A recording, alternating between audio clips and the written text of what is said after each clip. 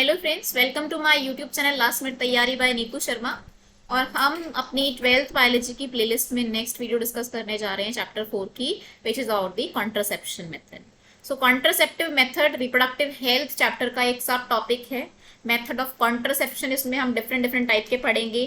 Natural method, barrier, intrauterine devices, oral contraception, injectable, implants और surgical methods, यानी ये जो 5-6 यहाँ पर लिखे हुए हैं इसको हम पढ़ने जा रहे हैं। चलिए स्टार्ट करते हैं।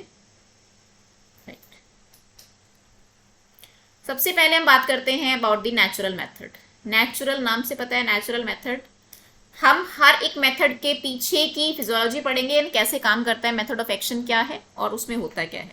सो नेचुरल मेथड में हमने क्या करना है, स्पर्म एंड ओवम का जो मीटिंग है, जो फ्यूजन है, फर्टिलाइजेशन है, उसको ही हमने अवॉइड करना है बाय नेचुरल मेथड, यानी कोई फर्दर असिस्टेंट नहीं। तो पहला जो इसमें तरीका है that is periodic abstinence. Periodic abstinence का मतलब क्या है कि जो फर्टाइल विंडो होती है, फर्टाइल विंडो यानी जिसमें बहुत चांसेस होते हैं, हायर चांसेस होते हैं कॉन्ट्रासेप्शन के, वो जो विंडो है होती है मेंस्ट्रुअल साइकिल के 10th डे से लेके 17th डे। इस हमें पता है, जैसे हमने मेंस्ट्रुअल साइकिल पढ़ा हुआ है तो हमें पता है 14th डे में क्या होता है, ओव्यूलेशन होता है। तो 2-3 दिन प्लस 2-3 दिन माइनस करके वो एक फर्टाइल विंडो होती है 10 से लेके 17-18 दिन तक, जहां पर ओव्यूलेशन एक्सपेक्ट किया जाता है कि वो होगा। तो वहां पर अगर उस टाइम पर क्वाइटस को, उस टाइम पर रिलेशन को अगर अवॉइड किया जाए तो उसको हम कहते हैं, उस मेथड को पीरियोडिक एब्स्टिनेंस। फर्टाइल विंडो के टाइम पर रिलेशन या क्वाइटस को अवॉइड करना, इंटरकोर्स को अवॉइड करना। सेकंड जो है हमारा मेथड है वो है विड्रॉल और क्वाइटस इंटरप्टस। विड्रॉल मेथड या क्वाइटस इंटरप्टस दोनों एक ही बात है। इसमें क्या होता है, again it is natural method. जो मेल पार्टनर है वो क्या करेगा, बिफोर इजैक्यूलेशन, इजैक्यूलेशन यानी जो स्पर्म जब रिलीज होता है, ठीक है, स्पर्म अगर विजाइना में रिलीज होगा तभी फर्टिलाइजेशन होगा, तो वो क्या करेगा, बिफोर इजैक्यूलेशन ही विड्रॉज हिज पेनिस। ठीक है, सो वेजाइना से अगर पेनिस को पहले ही विड्रॉ कर लिया जाएगा क्वाइटस के टाइम पर, इंटरकोर्स के टाइम पर, तो ऑब्वियस सी बात है अगर सीमेन नहीं जाएगा अंदर तो ऑब्वियसली जो है फर्टिलाइजेशन नहीं होगा। So it is again 100% effective तो खैर नहीं होता है ये भी और ना ऊपर वाला भी। नेचुरल मेथड उतने 100% तो नहीं होते हैं, बट फिर भी चांसेस जो है वो कम होते हैं। ठीक है, लैक्टेशनल एमिनोरिया, ये क्या होता है बेटा, जब डिलीवरी के बाद में, आफ्टर डिलीवरी कुछ टाइम तक, कुछ टाइम यानी अगर हम कहें तो अप्रोक्सीमेटली 6 मंथ तक, जब तक इंटेंस फीडिंग की जाती है, यानी जब तक बच्चा जो है वो माँ के दूध पर डिपेंडेंट रहता है, फीडिंग करता है, ब्रेस्ट फीडिंग पर होता है, उस टाइम पर मेंस्ट्रुअल साइकिल नहीं होते हैं, यानी ओव्यूलेशन भी नहीं होता है। तो मतलब 100% नहीं कह सकते, बट फिर भी होता है ये भी effective method. Absence of menstrual cycle during the first 6 month of intense lactational period, तो जब अगर वहां पर मेंस्ट्रुअल साइकिल नहीं होगा, ओव्यूलेशन नहीं होगा, तो फर्टिलाइजेशन अपने आप ही नहीं होगा। सो नेचुरल मेथड जो है हमने डिस्कस कर लिए, 3 है, पीरियोडिक एब्सटिनेंस, विड्रॉल और लैक्टेशनल एमिनोरिया। तीनों का जो मोड ऑफ एक्शन वो यही है कि नेचुरली होना है और स्पर्म और ओवम के जो फ्यूजन है उसको रोकना है। ठीक है, नेक्स्ट हम बात करते हैं अबाउट दी बैरियर मेथड। नाम से पता है बैरियर, कुछ तरह का बैरियर यूज करना है। तो इसमें क्या किया जाता है, अगेन फर्टिलाइजेशन को रोकना है, दोनों गैमीट्स के फ्यूजन को रोकना है, बट इसमें हम बैरियर का यूज करेंगे। अलग अलग तरह के बैरियर होते हैं जिसको हम अब पढ़ेंगे। सबसे पहले कॉन्डोम्स। कॉन्डोम्स जो होती है वो लेटेक्स या रबर की बनी होती है, available for both male and female. दोनों के अंदर दोनों के जेनाइटल्स को कवर करने के लिए यूज की जाती हैं। मेल के केस में it will cover penis and female के केस में it will cover vagina and cervix. तो दोनों में से कोई एक पार्टनर जो है, जो पार्टनर है वो यूज कर सकता है। और इसमें क्या होगा कि अगर मेल यूज कर रहा है तो स्पर्म जो है वो उसके अंदर ही रहेंगे, यानी कॉन्डोम के अंदर रहेंगे, और अगर फीमेल यूज कर रही है तो उसके जो वेजाइना है उसके ऊपर कवरिंग हो जाएगी, तो अल्टीमेटली स्पर्म जो है वो एंटर नहीं करेगा। अगेन मोड ऑफ एक्शन वही है, टू मीट या to prevent the meeting of sperm and egg. ठीक है, अलग अलग और भी मेथड होते हैं बैरियर के अंदर। डायाफ्राम होता है, सर्वाइकल कैप एंड वोल्ट्स, ये तीनों बेटा कॉन्डोम्स जो है they are available for both male and female, but जो ये डायाफ्राम है, ये कैप्स होती हैं, सर्विक्स के ऊपर कैप लगती है, वोल्ट होते हैं, ये जो है ये सर्विक्स को कवर किए जाते हैं।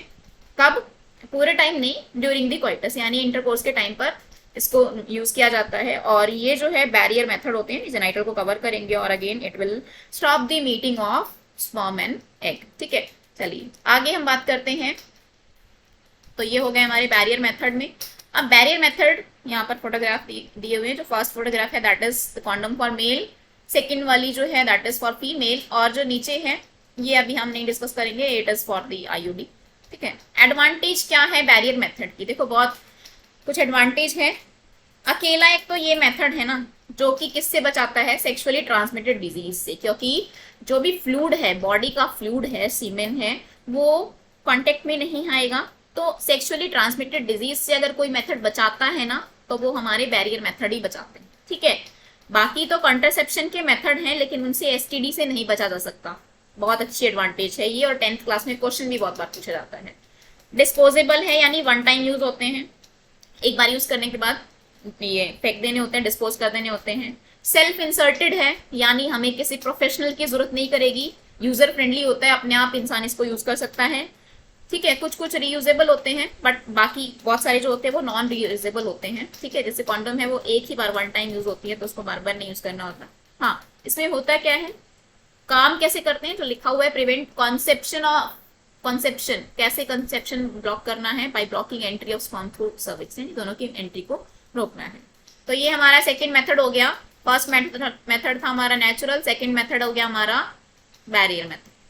थर्ड हम बात करते हैं बेटा इंट्रा यूट्रिन डिवाइसेस। नाम से ही पता चल जाता है मेथड क्या होगा, इंट्रा यूट्रिन डिवाइसेस, यानी यूट्रस के अंदर जो है कुछ डिवाइस को इंसर्ट किया जाएगा टू प्रिवेंट कंसेप्शन, कंसीव करने को रोकने के लिए। इसमें कुछ डिवाइसेस की जाती हैं इंसर्ट, जो डॉक्टर या कोई प्रोफेशनल नर्सेज जो होती हैं वो इंसर्ट करेगी इन द विजाइना, पर ये सेल्फ इंसर्टेड नहीं होते बेटा, ये इनके लिए प्रोफेशनल की जरूरत होती है। आईयूडीज जो है यूट्रस में इंसर्ट होंगी तो मेल के लिए ही है ये। ठीक है, अब इसमें क्या होता है, अलग अलग टाइप की आईयूडी होती है।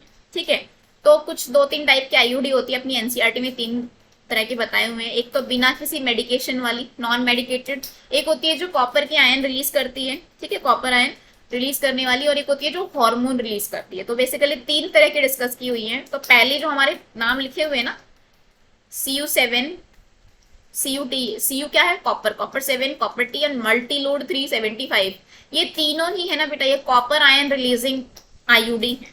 ठीक है, ये कुछ मतलब एक डिवाइस है जिसको यूट्रस में इंसर्ट किया जाएगा। अब उससे क्या होगा, ये जो कॉपर आयन को ये रिलीज करती रहेंगी धीरे धीरे, और ये कॉपर आयन करते क्या है, ये स्पर्म की मोटिलिटी को और स्पर्म की जो फर्टिलाइजेशन की कैपेसिटी है उसको क्या कर देते हैं, रोक देते हैं। ठीक है, तो एक तो ये हो गया। ठीक है, नेक्स्ट जो है लिपीज लूप लिखा हुआ है, ये लिपीज लूप। ठीक है, ये होती है नॉन मेडिकेटेड, इसमें कोई मेडिकेशन नहीं है, बट ये क्या करते हैं, फैगोसाइटोसिस ऑफ स्पर्म, इसके अंदर कुछ ऐसे केमिकल होते हैं जो कि स्पर्म को किल कर देते हैं। ठीक है, या ये ऐसा भी करते हैं। हार्मोन वाली जो थर्ड हम बात करेंगे LNG-20 एंड प्रोजेस्टार्ट, इसमें क्या होता है कि ये जो दोनों हैं ये किस में आएंगी, हार्मोन वाले में।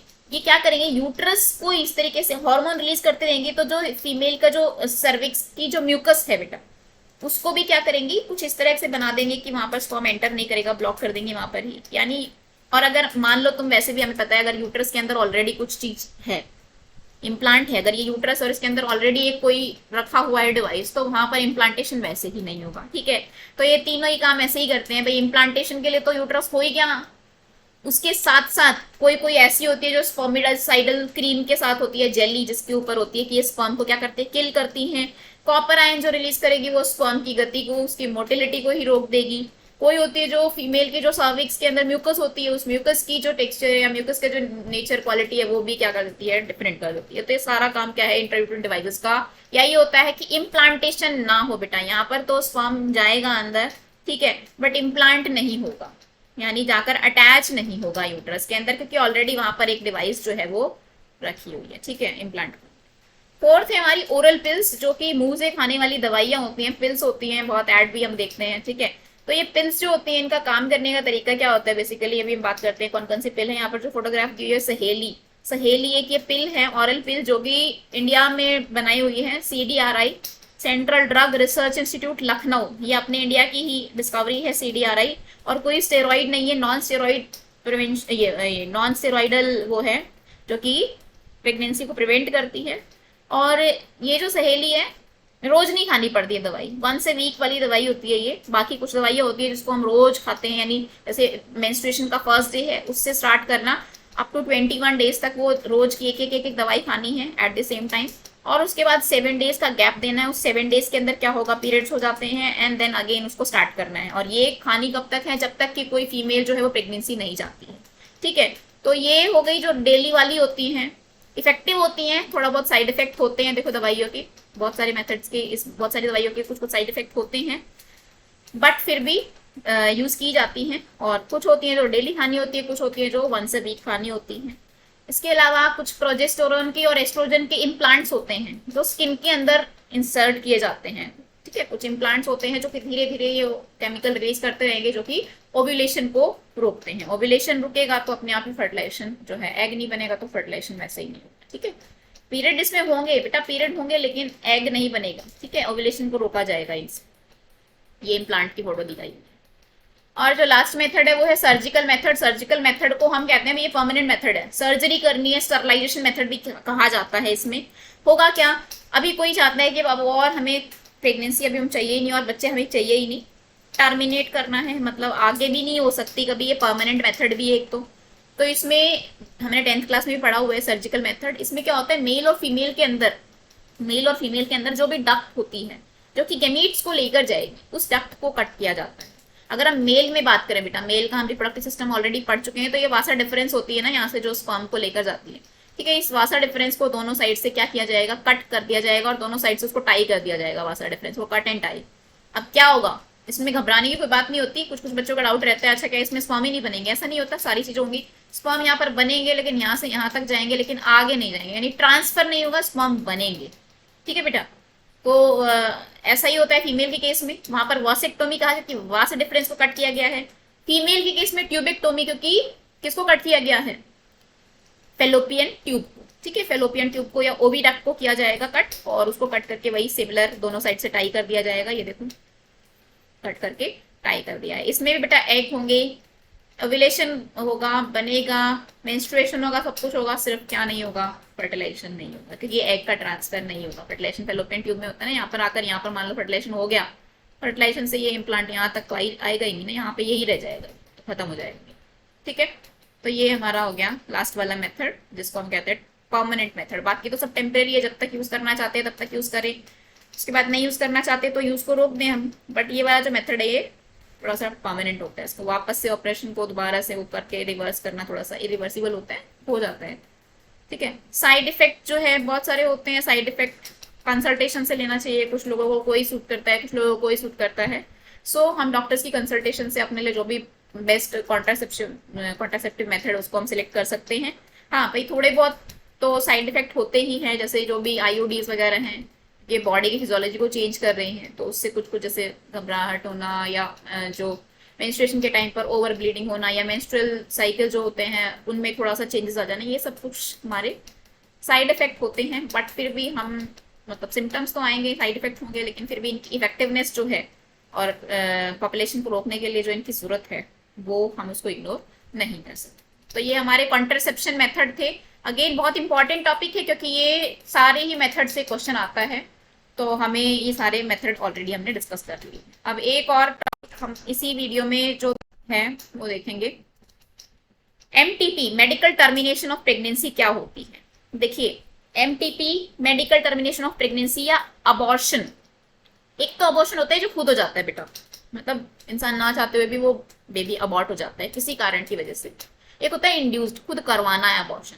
वो क्यों करवाया जाता है, एमटीपी क्यों करवाई जाती है, मेडिकल टर्मिनेशन ऑफ प्रेगनेंसी। ठीक है, हम डॉक्टर्स की हद से ही करवाते हैं, ये सब डॉक्टर ही करते हैं। और होता क्या है इसमें, इंड्यूस्ड अबॉर्शन भी कहते हैं। एमटीपी अनवांटेड प्रेगनेंसी, मान लो कुछ ऐसा हुआ कि कॉन्ट्रासेप्शन बंदा यूज कर रहा है, कई बार क्या होता है कॉन्डम्स जो होते हैं ब्रेक हो जाती है या कुछ और इशू हो गया, उस वजह से भी क्या होता है, अगर हमें लग रहा है कि मतलब कंसीव हो गया है और बेबी नहीं चाहिए तो उसको अबॉर्ट करवाना डॉक्टर्स की हेल्प से। ठीक है, वो medical termination of pregnancy, unwanted pregnancy हो सकता है वो किसी ना किसी कॉन्ट्रासेप्शन मेथड का फेलियर की वजह से हो सकता है रेप केसेस में भी बेटा ऐसा हुआ जाता है। ठीक है, रेप केसेस जो होते हैं उसमें भी इसको यूज किया जाता है। अच्छा, एमटीपी जो है कई बार तब भी होती है जब उस पर्टिकुलर फीटस को उस प्रेगनेंसी को कंटिन्यू करने से माँ और बच्चे, फीटल और मदर दोनों की हेल्थ को अगर खतरा होता है ना, तो भी डॉक्टर क्या कर सकते हैं, उसको रोक सकते हैं, मतलब करवा सकते हैं। जैसे हमने अभी एमनियोसेंटेसिस देखा, और एमनियोसेंटेसिस में ऐसा लग रहा है कि हाँ भाई क्रोमोसोम में कुछ गड़बड़ी है और आगे ये बच्चा जो है नॉर्मल लाइफ सर्वाइव नहीं कर पाएगा या कोई बहुत सारी दिक्कतें होंगी, तो उसमें भी डॉक्टर जो है वो क्या कर सकते हैं, एमटीपी को कंसिडर कर सकते हैं। तो इसमें इंटेंशनल यानी वॉलेंट्री होती है, वॉलेंट्री टर्मिनेशन ऑफ प्रेगनेंसी, पूरा बच्चा होने से पहले, फुल टर्म से पहले, यानी डिलीवरी नहीं, अबॉर्ट करवा देना पहले ही, उसको ही हम क्या कहते हैं, मेडिकल टर्मिनेशन ऑफ प्रेगनेंसी। तो ये हमारी आज की वीडियो में हमने मेनली क्या पढ़ा है, about the contraception method. Hopefully topic समझ आ गया होगा, और टॉपिक से क्वेश्चन आते हैं तो इनको अच्छे से रिवाइज कर लेना। कोई क्वेश्चन हो तो आप लोग कमेंट सेक्शन में पूछ सकते हो।